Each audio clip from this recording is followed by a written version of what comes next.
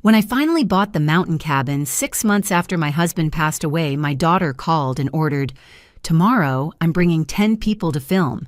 You'll handle the cooking and cleaning and don't bother us. I'm taking the master bedroom. You can sleep wherever." I didn't argue back. I just said gently, "Okay." She had no idea that the moment she drove into the driveway, what was waiting for her. "Thank you for staying with me. Before I go on, take a second and tell me, where are you watching from right now? Your comment helps me know this story is reaching real people. Also, please note, this story includes some fictionalized elements added for storytelling and educational purposes. Any resemblance to real names or situations is purely coincidental, but the message itself is meant to be meaningful and helpful." The cabin smelled like cedar and wood smoke. I'd only had the keys for a week, but it already felt like mine. The life insurance from Robert's death had paid out $250,000. I'd added $150,000 from our savings money we'd built together over 30 years and bought this place outright. $385,000, paid in full. 3 bedrooms, a wraparound porch, and a view of the Blue Ridge Mountains that took my breath away every morning. Robert would have loved it here. He'd passed in March 6 months ago. Heart attack. No warning. One moment he was planning our retirement, the next he was gone. The grief had been suffocating at first, the kind that makes you forget to eat, forget to sleep, forget that the world is still turning. But somewhere in the fog, I realized I didn't want to stay in that house anymore. Every room reminded me of him. Every corner held a memory I wasn't ready to face. So I bought the cabin, a place where I could start over, a place that was mine. I was unpacking boxes in the kitchen when my phone rang. 6:00 p.m. Friday evening. "Melissa," I answered. "Hi, sweetheart." Her voice was warm at first, sweet even. "Mom, hi, I've been so worried about you." I leaned against the counter, grateful for the concern. "I'm okay, really. The cabin is beautiful. You should come visit sometime." There was a pause. Then her tone shifted. "Actually, that's why I'm calling. I'm coming tomorrow." "Oh," I smiled. "That's wonderful. I'd love to." "I'm bringing 10 people." I stopped smiling. 10, I repeated slowly. "Yeah, friends. Trevor's coming too. We're doing some filming content stuff. You know how it is.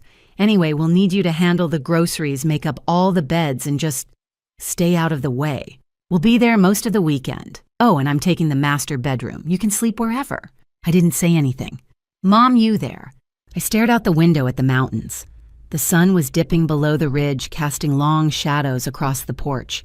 "Melissa," I said carefully, "that's not really going to work for me." Her voice went cold. "What do you mean it's not going to work? I mean, this is my home. I just moved in. I'm not ready for—" "This is family property, Mom," she interrupted. "Dad would have wanted us all to use it. I have just as much right to be there as you do." I felt something shift in my chest. Not anger, not yet, just awareness. "Melissa, your father left the life insurance to me. I bought this cabin with that money and our savings. It's in my name." "Money he earned," she shot back. "Money that should have been split. You didn't build anything, you just existed. And now you're going to waste it all on some mountain hideaway while the rest of us struggle." The rest of us? Trevor, her husband of 2 years. The man with the expensive suits and the vague job title. The one who always had his hand out. I took a slow breath. "Melissa, I'm not having this conversation. The cabin is mine. If you want to visit, we can talk about it another time. But not tomorrow. Not like this." There was a long silence. When she spoke again, her voice was sharp, calculated. "You're making a mistake, Mom." And then she hung up. I stood there in the kitchen, holding the phone, staring at the screen. The call had lasted 4 minutes. I realized something in that moment. Something I should have seen years ago. This wasn't about a visit. It wasn't about family. It was about control. The silence in the cabin wasn't empty. It was preparation. By 6:15 p.m., I had the community guidelines folder open on the kitchen counter. Carol Henderson had given it to me at closing a thick binder with rules emergency contacts and the property manager's direct line. I'd skimmed it last week, but hadn't paid much attention. Now I read every word. I dialed the number on the inside cover. She picked up on the second ring. "Carol Henderson, Blue Ridge Estates." "Carol, this is Susan Crawford. I closed on 127 Ridgeline Drive last week. Susan, of course. How's the cabin treating you? Her voice was warm, professional, the kind of tone that made you trust her immediately. It's beautiful, but I have a situation I need advice on. I explained it as simply as I could. My daughter had called. She wanted to bring 10 people tomorrow, unannounced, uninvited. I'd said no, but I wasn't sure she'd listen. Carol was quiet for a moment. When she spoke again, her tone had sharpened. 10 people. Did she say what they'd be doing here? She mentioned helping me unpack, but she also referred to the cabin as family property, as if she had some kind of claim to it. Does she? No, I'm the sole owner. I paid cash at closing. Then let me be very clear, Susan. Carol's words came quickly, now precise. Blue Ridge Estates has a zero-tolerance policy for unregistered guests and unauthorized filming. We had an incident last week. A content creator rented a property and used it as a backdrop for videos without the owner's permission. We shut it down within hours. I exhaled. So if she shows up with 10 people, she's in violation of the board's rules. Maximum overnight occupancy is 6 people, and all guests must be registered at least 48 hours in advance. If your daughter arrives with 10 people and you haven't authorized them, they're trespassing. The word landed like a stone. Trespassing. What do I do if they show up anyway? You don't open the door. You call me and I'll handle it. She paused. Actually, let me make this easier. Officer Davis does his regular patrol through the estates every Saturday at 2 o'clock. It's part of our arrangement with the county. We're a private community, so we pay for extra patrols. I'll make sure he knows to check on your property tomorrow afternoon. You think that's necessary? I think having a marked patrol car in your driveway tends to clarify boundaries for people who might be confused about property rights. Her tone softened slightly. You're not alone in this, Susan. That's what the board is for. I felt something loosen in my chest. Thank you, Carol. One more thing. Change your door codes tonight. If your daughter has ever had access to your keys or knows your usual combinations, change them, just to be safe.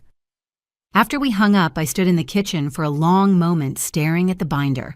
Then I walked through the cabin room by room, checking locks.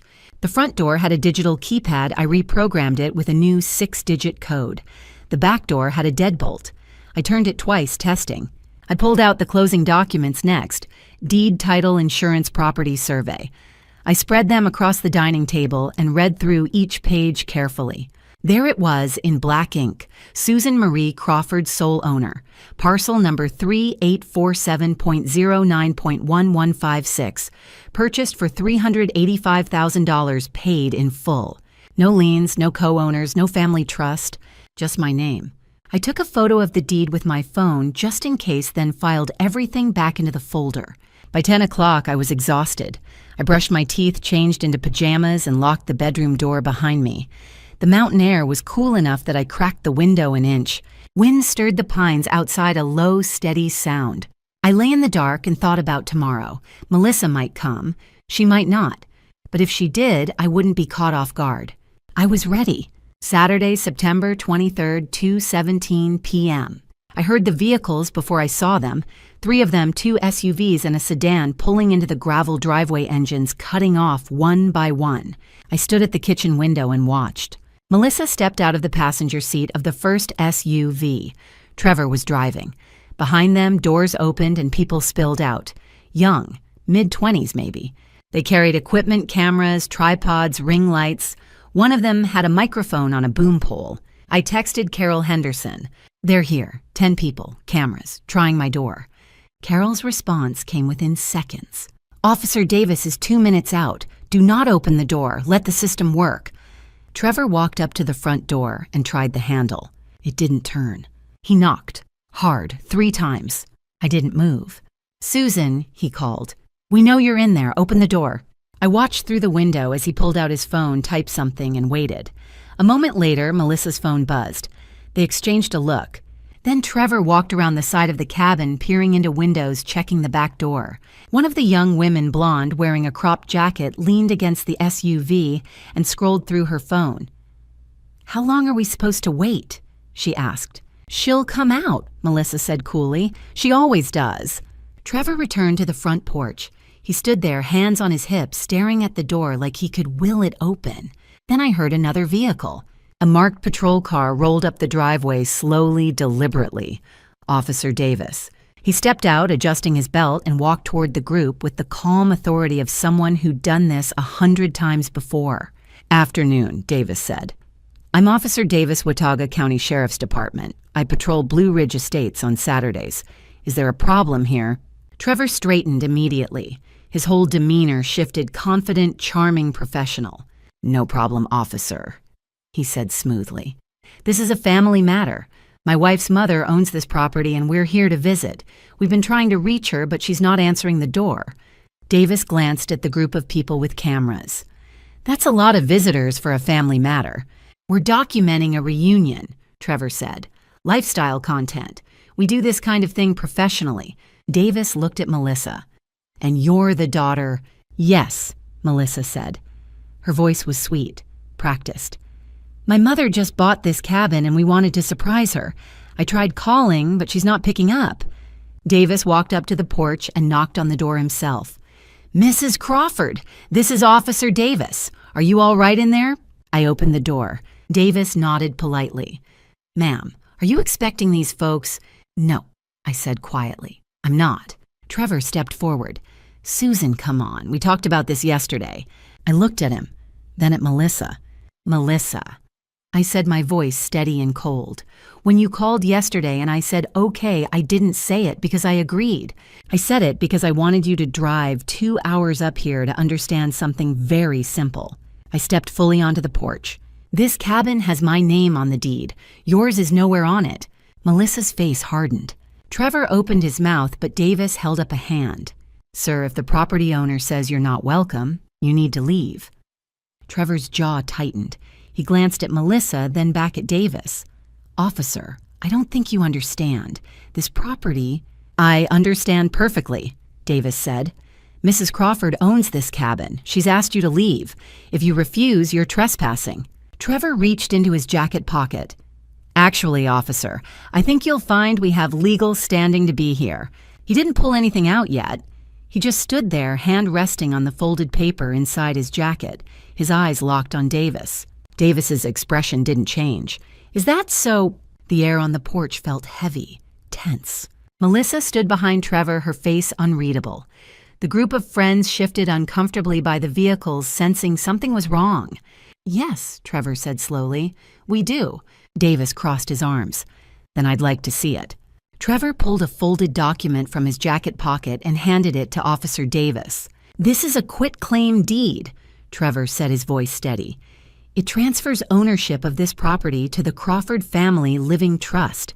Susan's signature is on it, witnessed and notarized last Friday. My wife and I are the designated trustees." Davis took the document and examined it carefully. It looked professional.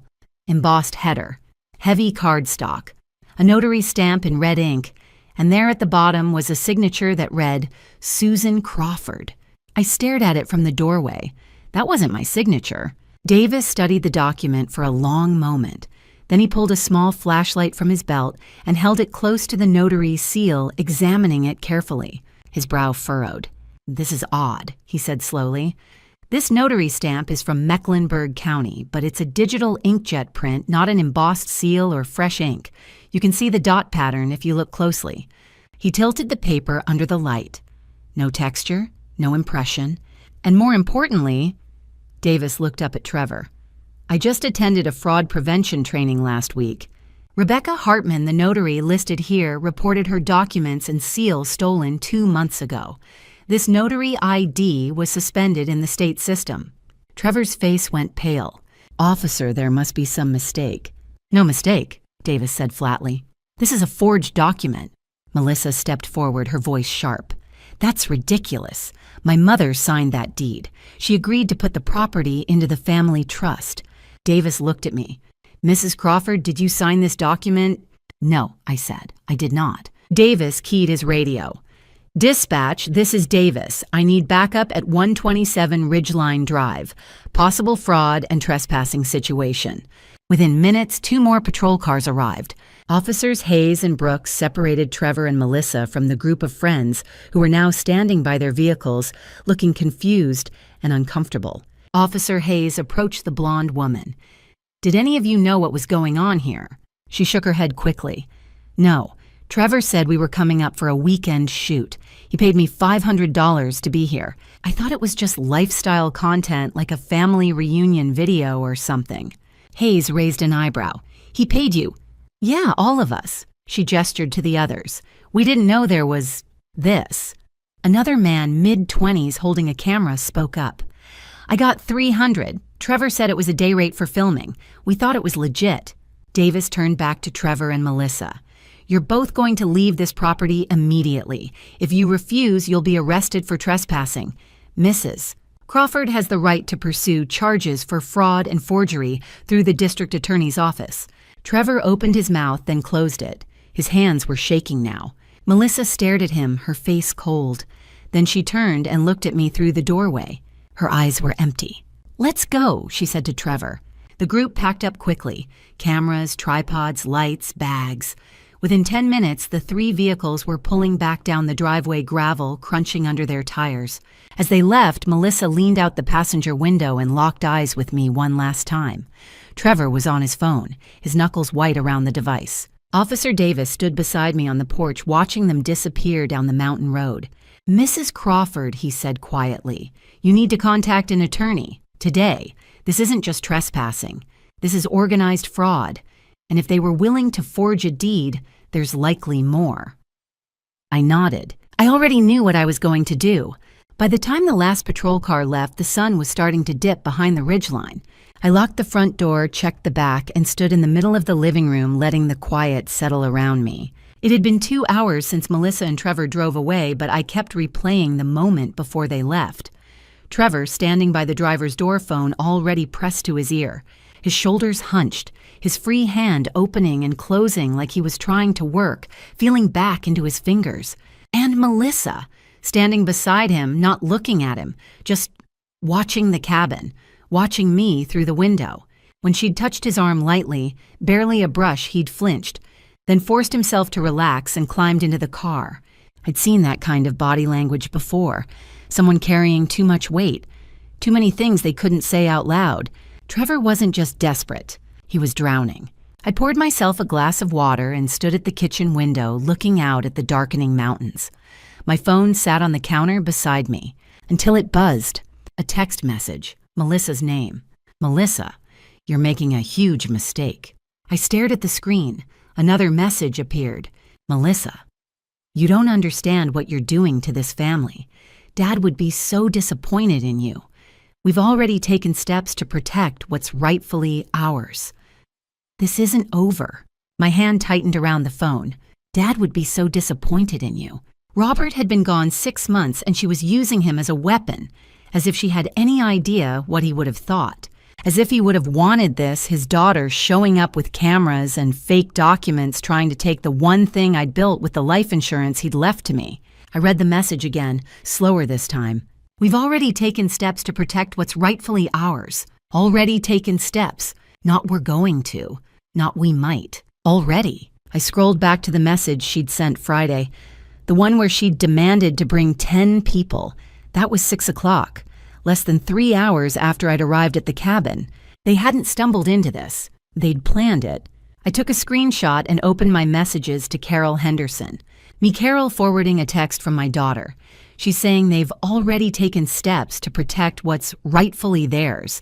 I'm documenting this. I attached the screenshot and hit send. Carol's reply came back in less than a minute. Carol noted, "If she contacts you again, don't respond. Just screenshot and send to me. If they show up, call 911 first, then me. You did the right thing today." I set the phone down and walked to the front window. The driveway was empty. The road beyond was dark. But I couldn't shake the feeling that something was still moving. I picked up my phone and reread Melissa's message. "We've already taken steps. Already." What steps? What had they already done? And more importantly, when... Monday morning, 8 o'clock a.m. I was the first person in line when the Watauga County Recorder's office opened. Mrs. Patterson, the clerk behind the counter, greeted me with a polite smile. How can I help you? I need to search property records for 127 Ridgeline Drive, I said, sliding my driver's license across the counter. She typed into her computer, then paused. Her expression shifted. There's a quitclaim deed filed Friday at 3:47 p.m. electronically, she said slowly. It was processed overnight and posted to the public record system early this morning. She turned the monitor toward me. The document on the screen claimed to transfer ownership from Susan Crawford to the Crawford Family Living Trust. I stared at the signature at the bottom. It looked like mine. The slant was right. The loops in the S and C were almost perfect. Almost. I never signed this, I said quietly. That's a forgery. Mrs. Patterson's face went serious. She pulled up the filing receipt and printed it. Submitter name, Trevor Maloney. Submitter email, trevor.business.solutions@digitalconsult.net. Date/time. Filed September 22nd, 2023, 3:47 p.m. I stared at the timestamp. 3:47 p.m. Friday afternoon. Melissa had called me at 6:00 p.m., 2 hours and 13 minutes later. They filed the deed before they even called me. How did they manage to file this so quickly? I asked, my voice trembling. Mrs. Patterson sighed. Mr. Maloney used an intermediary account from a defunct real estate brokerage firm. He stole old login credentials to bypass our e-recording system. The system only checks the parcel number and notary seal presence. It doesn't immediately verify the notary certification. She shook her head. If someone has legitimate-looking credentials and the parcel number matches, the system accepts the filing automatically. I felt sick. Mrs. Patterson placed a fraud alert on the property. No further transactions can be processed without in-person identity verification. But you need to contact an attorney and file a police report immediately. Can you print me copies of everything? Of course. She printed the deed, the filing receipt, the property record showing me as sole owner, and the GIS parcel map confirming 127 Ridgeline Drive corresponded to parcel 3847.09. 1156, the correct number they'd used to slip through the system. I took the stack of papers and walked to my car. I sat in the parking lot staring at the timestamp. 3:47 p.m. They had filed a forged deed to steal my home 2 hours before Melissa called demanding access. The audacity of it was staggering. But what scared me more was the planning, the coordination, the coldness. This wasn't just greed. This was something darker. I pulled out my phone and called Angela Reeves, the real estate attorney Carol Henderson had recommended. She answered on the second ring. Angela Reeves. Ms. Reeves, my name is Susan Crawford. I need help. Someone forged my signature and filed a deed to transfer my property into a fake trust. There was a pause. When did this happen? Friday at 3:47 p.m. I just found out this morning. Have you filed a police report? Not yet. Do that immediately, then come to my office. I'm in Boone. Can you be here by noon? Yes. Bring every document you have, closing papers, deed, the fraudulent filing, everything. Mrs. Crawford. Angela said, her voice firm. This is serious. Forgery, fraud, possibly elder abuse. We're filing an emergency motion for a temporary restraining order and a quiet title action. But I need you to understand this is going to escalate quickly. I looked down at the papers in my lap. 3:47 p.m. They had filed the deed before they even called me. I understand, I said. Good, see you at noon. I hung up and sat there for a moment, staring at the mountains in the distance. They'd tried to take my home, but I wasn't going to let them. By 10 a.m. Monday, I was sitting in Angela Reeves' office in downtown Boone. Angela was in her early 50s with sharp eyes and a no-nonsense demeanor. She reviewed the documents I'd brought, my closing papers, the fraudulent deed, the filing receipt, and her expression darkened. This is textbook fraud, she said. Forged signature, fake notary stamp, electronic filing to avoid in-person scrutiny. They were betting on the system's automation to get this recorded before you found out. Can we stop it? Absolutely. We're filing an emergency motion for a temporary restraining order and a quiet title action today. The TRO will prevent them from contacting you or coming near the property. The quiet title will ask the court to declare that you are the sole legal owner and that the fraudulent deed is void. She paused. But Susan, fraud like this doesn't happen in a vacuum. There's usually more. I'm going to have my investigator run a background check on Trevor Maloney, and I'm contacting your title insurance company. If there's anything else with your name on it, we need to find it now." By 2:00 p.m., Angela's investigator had preliminary results. Trevor Maloney, 2 prior marriages, both ending in divorce within 3 years. Financial disputes in both cases. One ex-wife alleged unauthorized use of her credit cards.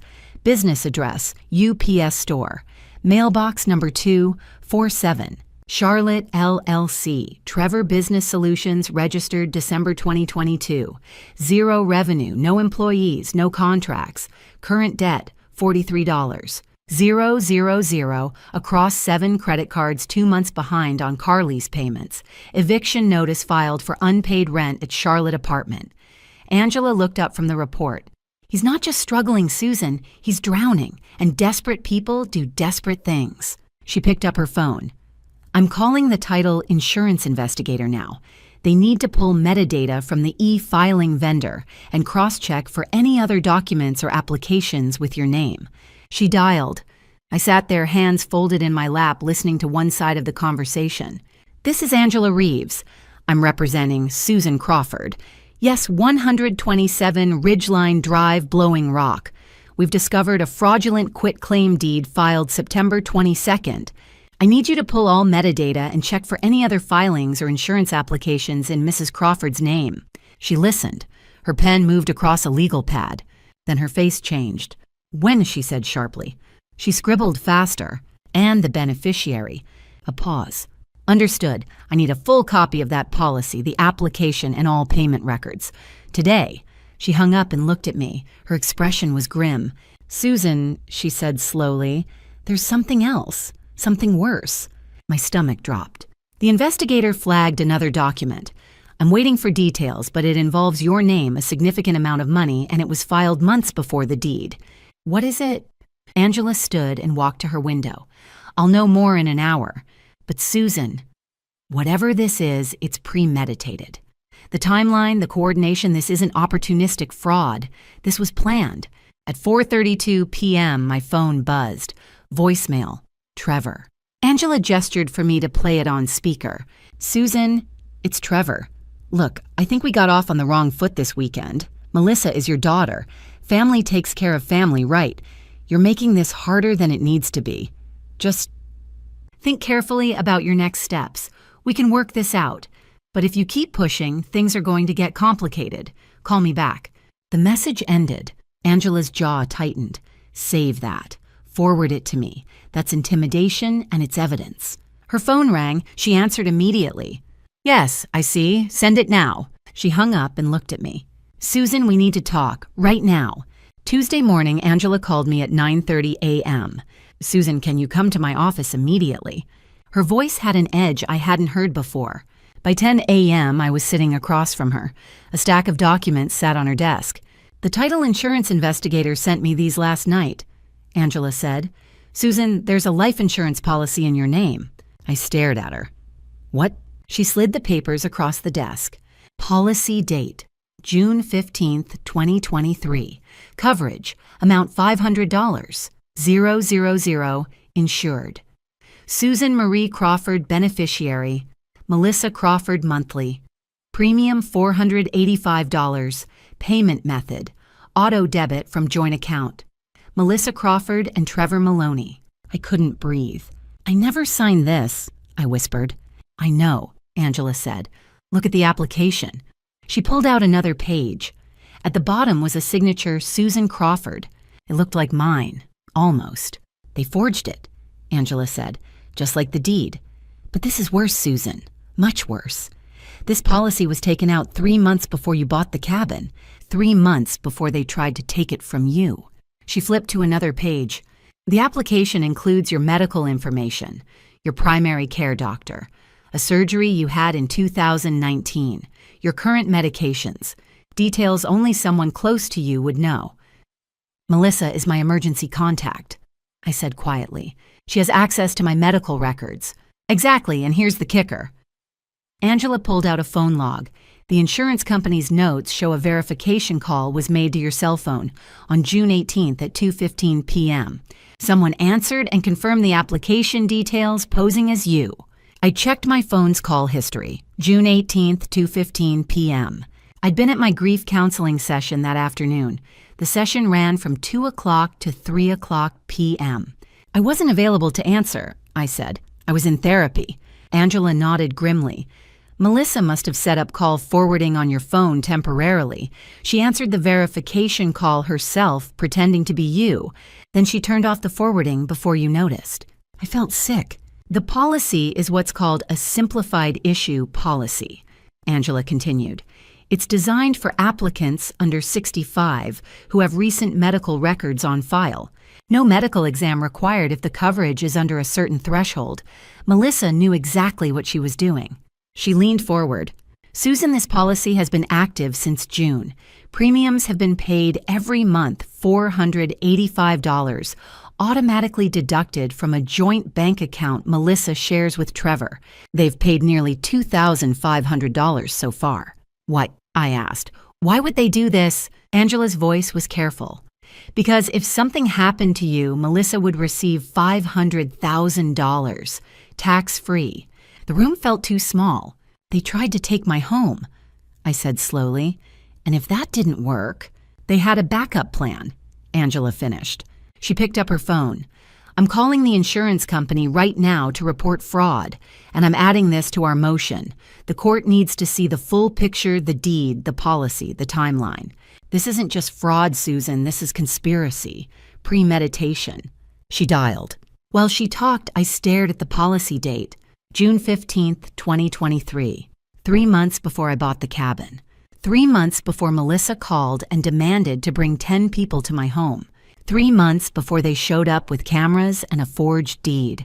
They'd been planning this since summer, and I was never supposed to find out. Angela hung up. The insurance company is opening a fraud investigation immediately. They're freezing the policy and flagging Melissa's account. She looked at me. Susan, I'm filing for an emergency TRO hearing tomorrow. We're going to court and we're going to stop this. I nodded, but all I could think about was that number. 500万美元. I was worth more to them gone than alive. Wednesday morning, September 27th, the emergency TRO hearing was held in Judge Sullivan's courtroom. Melissa and Trevor sat at separate tables, each with their own attorney. Trevor wore the same ill-fitting suit from Saturday. Melissa wore a navy dress and kept her face carefully neutral. Angela presented our evidence first: the forged deed, the fake notary seal, the stolen login credentials, the threatening voicemail from Trevor. Judge Sullivan listened intently, taking notes. Then Angela stood. Your Honor, there's additional evidence we need to present. Evidence that demonstrates premeditation and coordination. She held up a printed transcript. On October 1st, pursuant to probable cause established by the forged deed and threatening communications, the Watauga County Sheriff's Department executed a search warrant on the defendant's residence. They seized Ms. Crawford's laptop and obtained a court order to access her iCloud account. Angela paused. Digital forensics recovered a voice recording from July 18, 2023, 2 months before Mrs. Crawford purchased the cabin. The file was labeled Trevor Backup. She looked at Melissa. It appears Ms. Crawford secretly recorded a private conversation with Mr. Maloney. Based on the content and the file name, we believe this recording was kept as leverage, a form of blackmail to ensure Mr. Maloney's compliance with the scheme. Judge Sullivan leaned forward. Play it. Angela pressed a button on her laptop. The courtroom speakers crackled to life. Recording begins. Melissa's voice calm and cold. Listen, Trevor, I've already handled the hard part, forging the signature and making the insurance verification call. All you have to do is take care of the property paperwork. Once she's settled in that isolated cabin, everything will be easier. Just be patient. She won't see what's coming. Trevor's voice nervous. Melissa, I don't know if I can keep doing this. Melissa cutting him off sharply. You don't have a choice. You're $43,000 in debt. You're 2 months behind on your car payment. Your landlord is about to evict you. I'm the only thing keeping you afloat. So yes, you can. And you will. Pause. And Trevor, I'm recording this call so you understand we're in this together. If you ever try to back out or turn on me, I have this. I have your emails. I have everything. You mess this up and you go down alone. Trevor quietly, what if she finds out? Melissa, she won't. She won't see it coming. Recording ends. The courtroom was silent. Melissa's face didn't change. She stared straight ahead, her jaw tight. Trevor, sitting at the other table, put his head in his hands. Judge Sullivan set down her pen. Ms. Crawford, you recorded this conversation without Mr. Maloney's knowledge. Melissa's attorney started to stand, but Melissa spoke first. Yes. Her voice was flat, no emotion.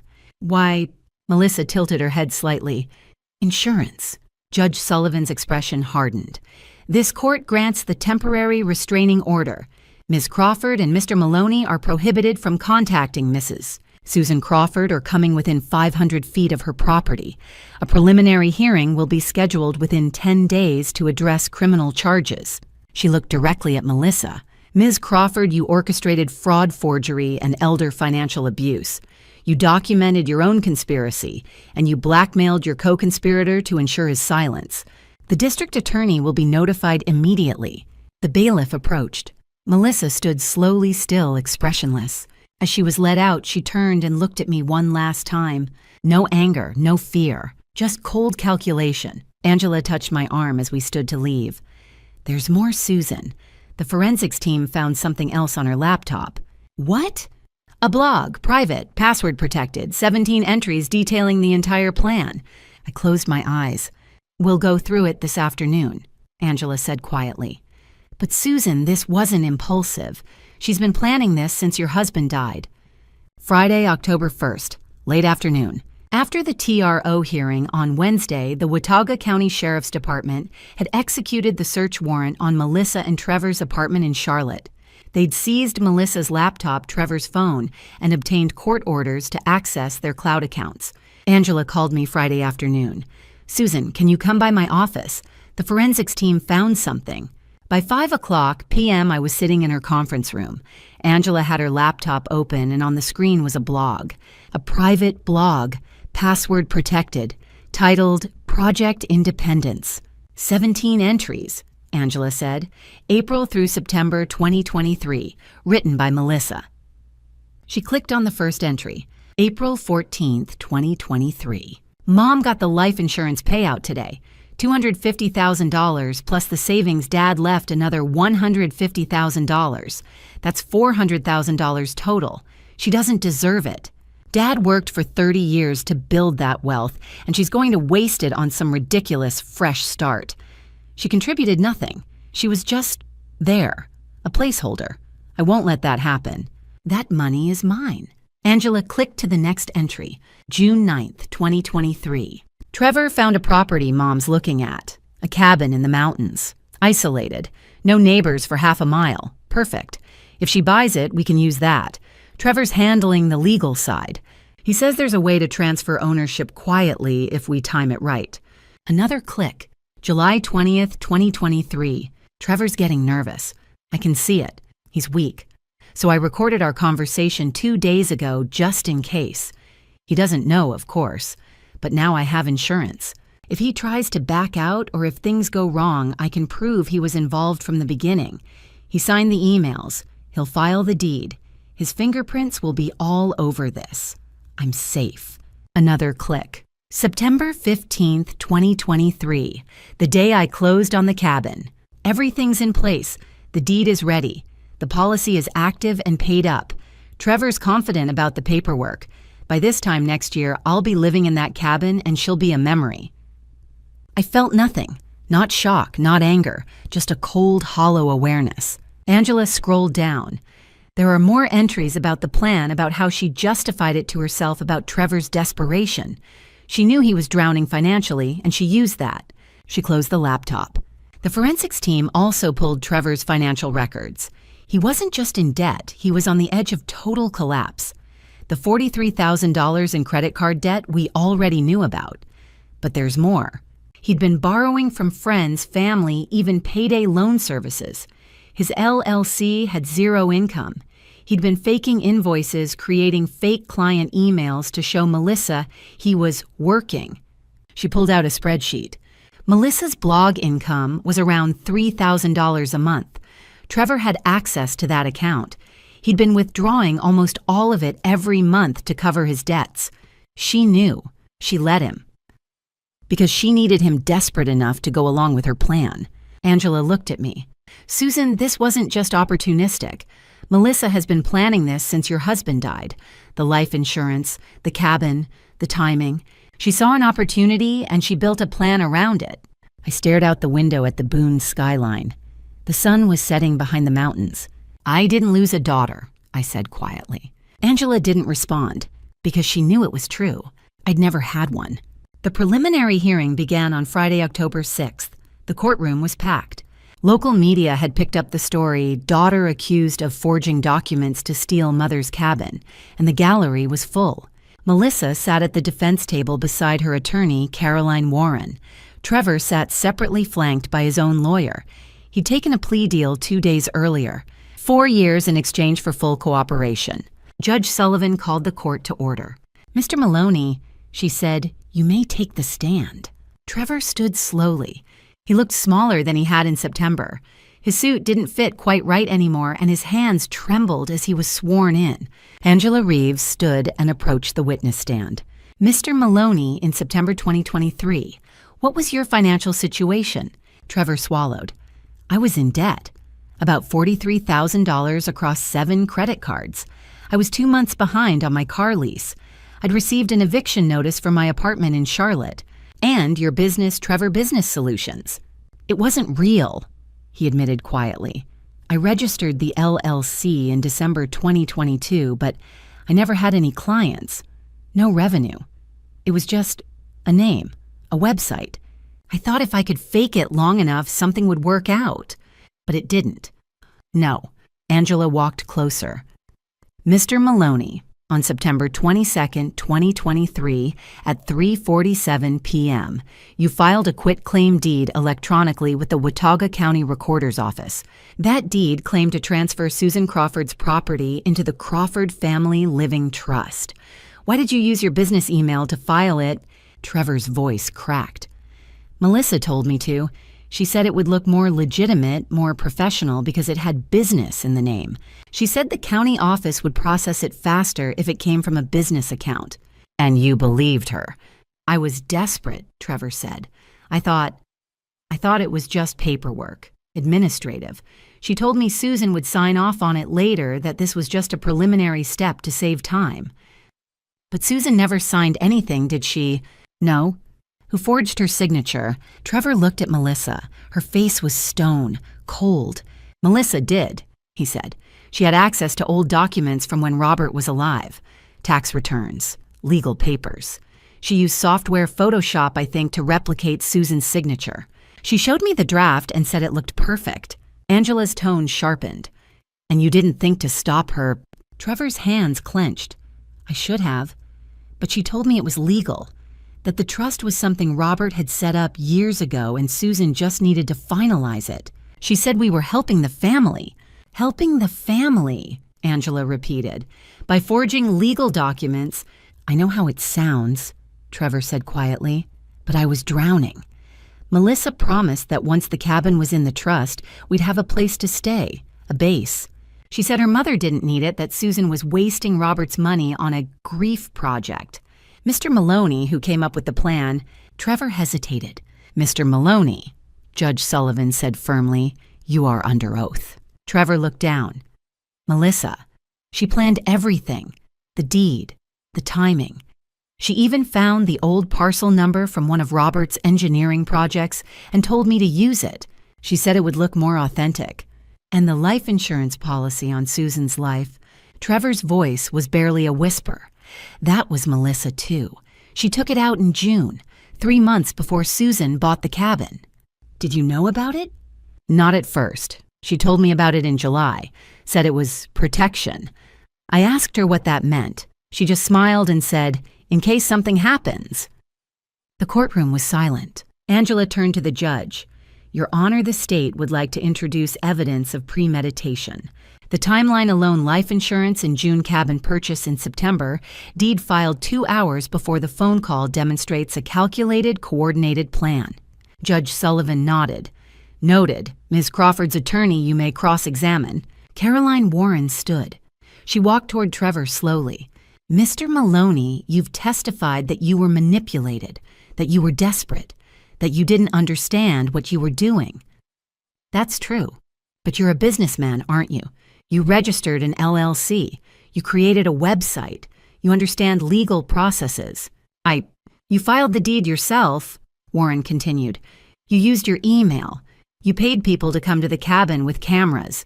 You told Officer Davis that you had legal standing. Does that sound like someone who didn't understand? Trevor's face crumbled. I wanted to believe her. I wanted it to be real. Warren stared at him. Or you wanted the money. Trevor didn't answer. Judge Sullivan looked at Melissa. Ms. Crawford, you will testify on Monday. Court is adjourned until 9 a.m. October 9th. As the bailiff led Melissa out, she turned and looked at me. Her eyes were empty, but her mask was cracking. If you're still here, let me know in the comments. Before I tell you what my daughter said when she finally took the stand, what do you think she does next? Deny everything or let the truth come out? Leave your thoughts below so I know you're still with me. Quick note, the next part includes some dramatized elements for storytelling and educational purposes. If that's not for you, feel free to stop here. Monday, October 9th, Melissa took the stand. She wore a navy blazer and her hair pulled back. She looked calm, composed, almost sympathetic. Her attorney, Caroline Warren, began with softballs. Questions about her childhood, her relationship with Robert, her grief after his death. Melissa played the part well. Her voice cracked at the right moments. She dabbed her eyes when talking about her father. Then Angela Reeves stood for cross-examination. Ms. Crawford. Angela said, you've painted yourself as a grieving daughter, but let's talk about what you actually did. Angela held up a printed document. This is a voice memo recovered from your iCloud account through a subpoena issued by the title insurance investigator. It's dated July 18th, 2023, 2 months before your mother bought the cabin. Would you like me to play it for the court? Melissa's face didn't change. Go ahead. Angela pressed play. Melissa's voice filled the courtroom, cold, calculated. The cabin is the key. Once she's moved in and isolated, it'll be easier. Trevor's handling the paperwork. We just have to be patient. She won't see it coming. The recording ended. The courtroom was silent. What did you mean by she won't see it coming? Angela asked. Melissa smiled, a small, cold smile. Exactly what it sounds like. Angela pulled out another document. This is your private blog titled Project Independence. 17 entries between April and September 2023. Let me read a few excerpts. She flipped through the pages. April 14th. Mom got the life insurance payout, $250,000, plus the savings another $150,000. That's $400,000 total. She doesn't deserve it. Dad built that wealth and she's going to waste it on some ridiculous fresh start. I won't let that happen. Angela looked up. You didn't think your mother deserved the money your father left her? No, Melissa said simply. I didn't.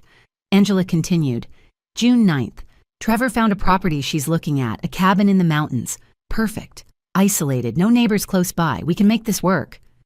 September 15th. Angela read her voice sharp. The day your mother closed on the cabin. Everything's in place. The deed is ready. The policy is active. By this time next year, I'll be living in that cabin and she'll be a memory. Angela set the pages down. A memory, Ms. Crawford. What did you mean by that? Melissa's smile widened. I meant exactly what you think I meant. The courtroom erupted. Judge Sullivan banged her gavel. Order. Angela stepped closer. You forged a quit-claim deed. You took out a life insurance policy on your mother without her knowledge or consent. You listed yourself as the sole beneficiary. The policy was worth $500,000. What were you planning to do, Ms. Crawford? Melissa leaned back in her chair. Her composure finally cracked, not into fear, but into rage. My father worked for 30 years, she said, her voice rising. He built that $400,000, every single cent of it, the life insurance, the savings, all of it. She pointed at me, did nothing. A placeholder, a gatekeeper who happened to be married to him. My father should have left everything to me. Angela's voice was calm. Your father left the life insurance to your mother because she was his wife. Melissa's eyes blazed. He made a mistake. She should have died instead of him. The courtroom went silent. I sat in the gallery and felt nothing, not shock, not pain, just a deep, hollow acceptance. Judge Sullivan leaned forward. Ms. Crawford, do you understand that you have just confessed to conspiracy to commit fraud, elder, financial abuse, and potentially conspiracy to commit harm? Melissa didn't blink. I didn't do anything wrong. I was just taking back what was mine. Caroline Warren put her head in her hands. Judge Sullivan's voice was ice. Ms. Crawford, you are remanded into custody without bail. A trial date will be set within 90 days. Bailiff, take her into custody. As Melissa was led away in handcuffs, she turned and looked at me one last time. Her face was cold, defiant. I didn't look away, but I didn't feel anything either. Angela touched my arm gently as we stood to leave. It's over. I nodded, but I knew the truth. This was just the paperwork. The weeks after Melissa's confession blurred together. October bled into November, then December, then January. The legal system moved slowly, methodically building a case piece by piece. In late October, Trevor was offered a plea deal, 4 years in prison in exchange for his full cooperation and testimony against Melissa. His attorney advised him to take it. The alternative was 10 to 15 years if he went to trial alongside her. He took the deal. Angela called me the day he signed. Trevor allocated this morning. He admitted to everything, the forged deed, the fake business, helping Melissa set up the insurance policy. He gave the prosecution a full timeline of how it all started. He'll serve 4 years, no parole eligibility for 2. And Melissa, she was offered deals 3 separate times. 5 years with parole after 3, 7 years with parole after 4, even 10 years with parole eligibility after 6. She refused all of them. Why, Angela was quiet for a moment. Because she doesn't think she did anything wrong. She genuinely believes she was protecting her father's legacy. She wants a trial. She thinks she can convince a jury that you manipulated Robert, that the money was always meant for her. I closed my eyes. Even now, even after everything Melissa believed her own story. Through November and December, the prosecution built its case. Caroline Warren called me twice for interviews, walking me through the evidence timeline. Angela sat in on the meetings, taking notes. We reviewed the forged deed with Trevor's email signature, the life insurance policy with my forged signature, the voice memo, the blog entries, Melissa's confession in open court. It should have been overwhelming. But by then, I'd already processed most of it. I'd already grieved. In early January, Angela called with unexpected news. One of the people who came to the cabin with Melissa that day reached out to the prosecutor's office, a woman named Amber. She's willing to testify. What did she say? Trevor paid her $500 to come along that Saturday. He told her it was for a family intervention video that you were struggling after your husband's passing, and they were documenting a supportive family visit to help you through grief. She had no idea about the fraud until she saw the news coverage in October. I felt a flicker of anger. Even the people Melissa had brought were part of the performance. Paid props for a staged confrontation. 2 others from the group came forward within a week, Angela continued. A man named Brandon and a woman named Jess. Same story. Trevor paid them each $300. He told them it was content for Melissa's lifestyle brand that they were filming a wholesome family reunion. None of them knew about the forged deed or the insurance policy. They're all willing to testify that Trevor and Melissa misrepresented the purpose of the visit. The pieces kept falling into place. By February, the media coverage had intensified. Local news stations ran evening segments, daughter accused of plotting to take mother's cabin and life insurance. I stopped watching after the 3rd one. Angela and I met twice a week at her office in Boone to prepare for trial. She'd sit across from me with a notepad and fire questions. How long had I been married to Robert? When did Melissa's behavior start to change? Did I ever suspect she was capable of fraud? "You're going to be asked about your relationship with Melissa," Angela said one afternoon in late February, "about whether you ever suspected she could do something like this." What should I say? The truth. I thought about that for a long time. The truth was, I'd ignored signs for years. The entitlement, the resentment whenever I spent money on myself instead of her. The way Melissa had always kept score, what I'd done for her, what she thought I owed her, what she believed she deserved, simply for being Robert's daughter. I told myself it was a phase, that she'd grow out of it. I'd been wrong. On February 28th, Angela called. "Trial's set, March 4th, 5 days, maybe 6. "Okay. Susan," her voice softened, "are you ready?" I looked out the window of the cabin, snow on the ridges, smoke rising from a neighbor's chimney, the mountains quiet and still. I've been ready since September. The Watauga County Courthouse felt different on March 4th, colder.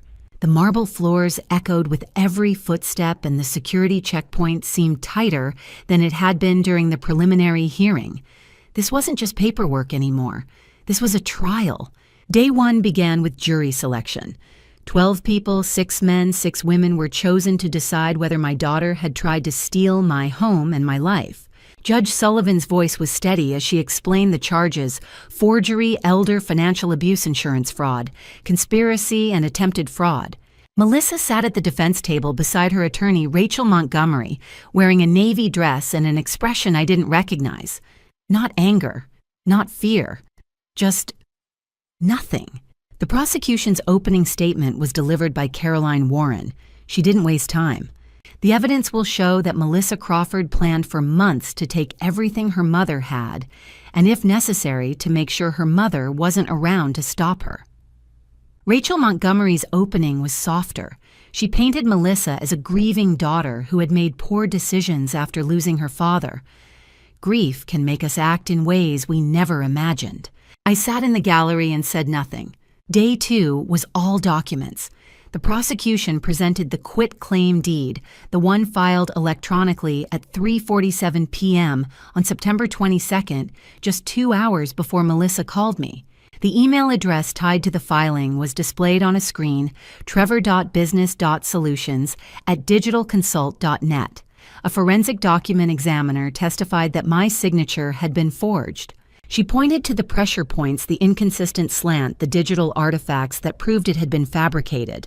Rachel Montgomery suggested the signature could have been a mistake. The expert didn't budge.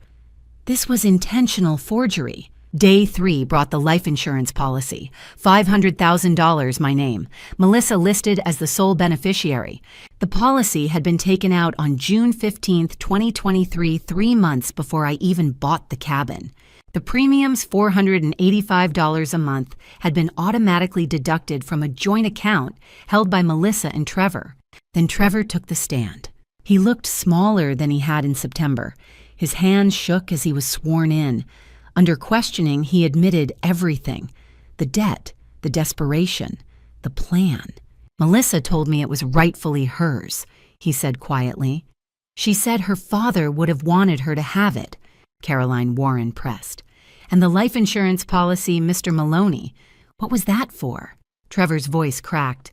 "In case something happened to Susan." The courtroom went silent. Day 4 was the day everything fell apart for Melissa. The prosecution played the voice memo from July, Melissa's own voice, cold and calculated. "The cabin is the key. Once she's moved in and isolated, it'll be easier.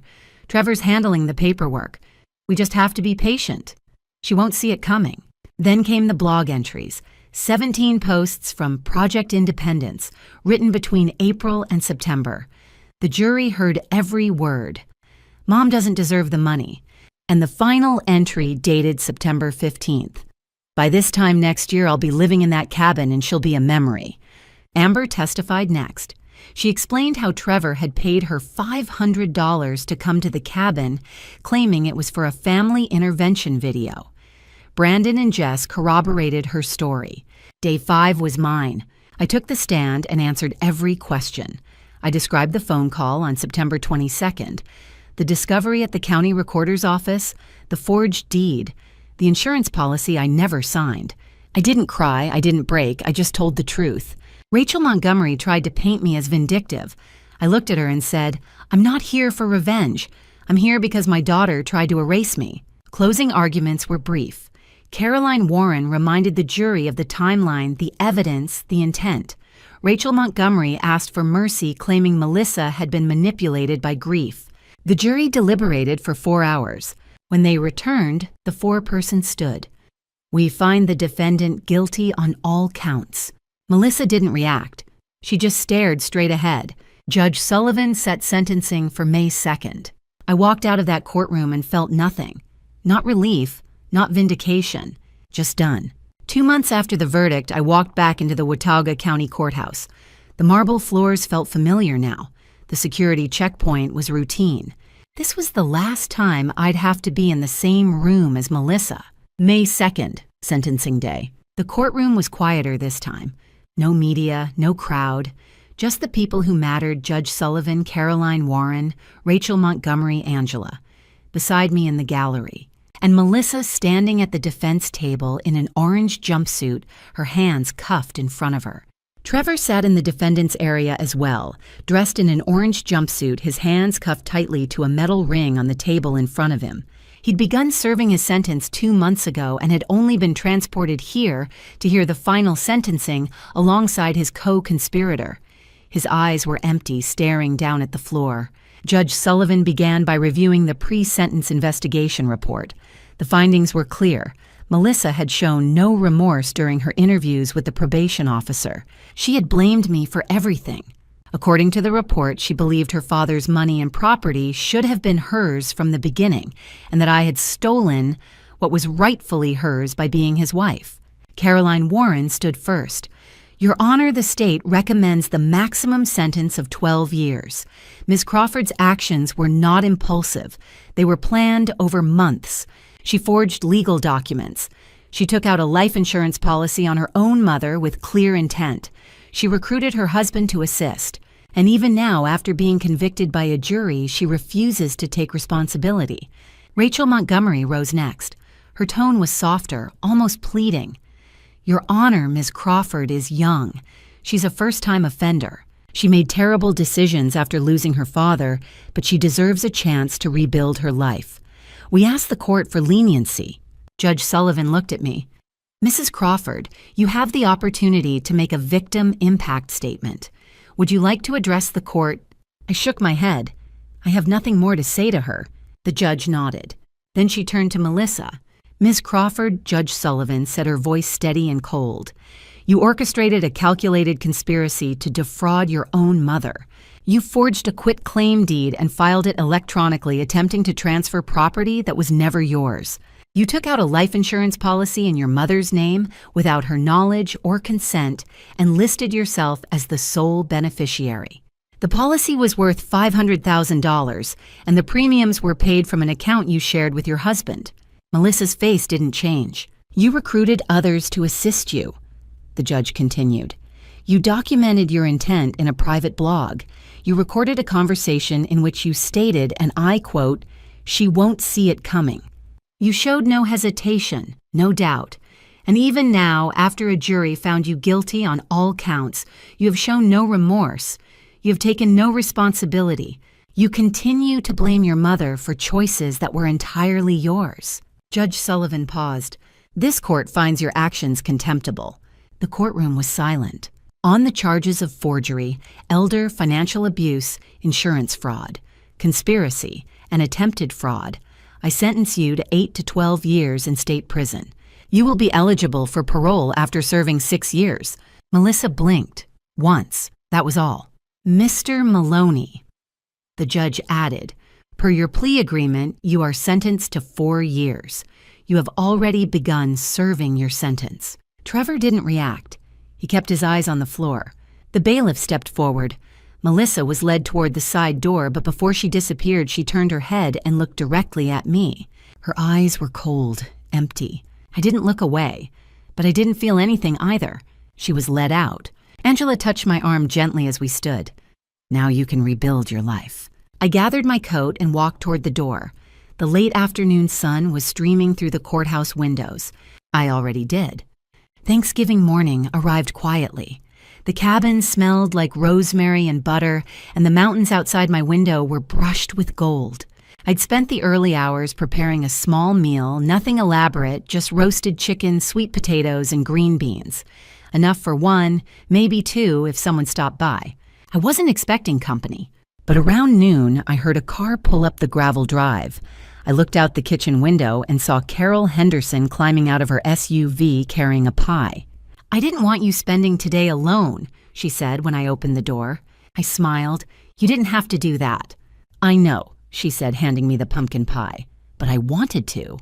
We ate on the wraparound porch. The air was cool but not cold, and the late November light turned everything soft and golden. Carol talked about her grandkids, about a minor dispute in the neighborhood over holiday decorations, about a new hiking trail she'd found near Grandfather Mountain. I listened, asked questions, laughed when she told me about her youngest grandson's attempt to cook mac and cheese in the microwave without water. It was easy, comfortable. At 3:47 p.m., my phone buzzed on the table between us. I glanced at the screen. Caller ID Correctional Facility. The phone rang once, twice. Carol looked at me. "You going to answer that?" I picked up the phone, stared at the screen for a moment, and then pressed the red button. Not decline, block. Carol didn't say anything. She just nodded and took another sip of her coffee. I set the phone face down on the table and looked out at the mountains. 14 months ago, at this exact time, 3:47 p.m. on a Friday afternoon, Trevor had filed a forged deed in my name. That was the moment the nightmare began. The moment I didn't know my life was being stolen out from under me. And now, at 3:47 p.m. on a Thursday afternoon in November, Melissa had tried to call. I didn't know what she wanted. An apology, forgiveness, money for commissary. It didn't matter. I wasn't angry. I wasn't even sad. I just didn't want to hear her voice. For a long time, I thought blood made family. I thought that because Melissa came from me, because I'd raised her and sacrificed for her, that meant we were bound. That love was automatic. That I owed her something simply because she was mine.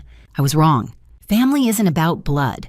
It's about the people who show up, the people who respect your boundaries, the people who don't demand pieces of you to prove love. Carol showed up today with a pie because she didn't want me to be alone. Angela showed up in my darkest hour and fought for me. Officer Davis showed up on a Saturday afternoon and made sure I was safe. Melissa showed up with cameras and a forged deed and a life insurance policy. I spent so much time afraid of being alone, afraid of what it would mean if my daughter didn't love me, afraid of the silence, the empty rooms, the holidays spent by myself. But I wasn't alone today, and even if I had been, I would have been fine. Because I finally understood I wasn't afraid of being alone. I was afraid of being with the wrong people. Carol reached across the table and clinked her coffee mug against mine. "To freedom," she said softly. I looked at her, this woman who had helped me when she didn't have to, who had called Officer Davis, who had stood beside me through depositions and hearings and trials, who was here now on Thanksgiving because she knew what it meant to choose your family. I lifted my mug. To peace. The mountains stretched out before us, endless and quiet. The sun was beginning to dip below the ridge, casting long shadows across the porch. Wood smoke curled from the chimney. The air smelled like pine and autumn and home. I wasn't lonely. I was free. Looking back on everything that happened, the betrayal, the forged documents, the life insurance policy, with my name on it, I see now what I couldn't see then. I thought love meant giving everything. I thought being a good mother meant never saying no. I was wrong. Don't be like me. Don't wait until someone tries to steal your home to realize you never set boundaries. Don't sacrifice your peace to keep people comfortable who wouldn't protect yours. These family drama stories aren't rare. I spent years believing that because Melissa was my daughter, I owed her endless chances. I thought God wanted me to forgive without limits. But God also gave me the wisdom to recognize when someone isn't safe and the strength to walk away. The grandma stories you hear about daughters or sons who manipulate, who steal, who try to control, they often share the same lesson. Love without boundaries isn't love. It's self-destruction.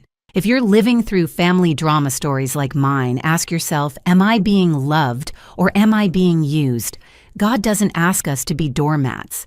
He asks us to be wise. I've listened to too many grandma stories where women stayed silent, gave everything, and lost themselves. I learned that chosen family can be just as real as blood family, sometimes more. I learned that peace is worth protecting even if it costs you relationships. So here's what I learned from these family drama stories. Protect your peace, set your boundaries, and don't apologize for choosing yourself. In all the grandma stories I've heard, the ones who found peace were often the ones who finally said no. God gave you one life. Don't spend it proving your worth to people who've already decided you're not enough. Final note. This content contains dramatized storytelling elements for educational purposes. Some details are fictionalized, but the lessons and messages may be helpful. If this style doesn't resonate with you, that's okay. Please seek content that better suits your needs.